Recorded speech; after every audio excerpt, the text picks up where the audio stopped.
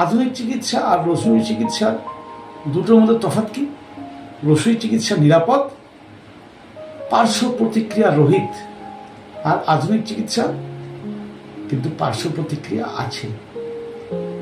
তাহলে আজকে অনেকের ঘরে ঘরে সমস্যা বেড ওয়েটিং, অর্থাৎ বাচ্চারা বা অনেকে বড়রাও বিছনায় পেচ্ছাপ করে থাকে।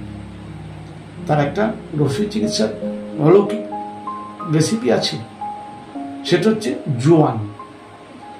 প্রতিদিন 2 চামচ জোয়ানের গুঁড়ো আপনি সকালে একবার, রাতে শুতে যাওয়ার আগে একবার একটুখানি গুড় মিশিয়ে 2 চামচ গুঁড়ো মুখে নিয়ে ঈষৎ উষ্ণ জল খেয়ে নিন। গুঁড়ো কিন্তু জোয়ানের গুঁড়ো মুখে চামচে গুড় নিলেন, মুখে দিলেন, যে মুখের মধ্যে জল নিয়ে গেলে খেয়ে নেন। সকালে একবার, সন্ধ্যা একবার, 7 দিন করুন।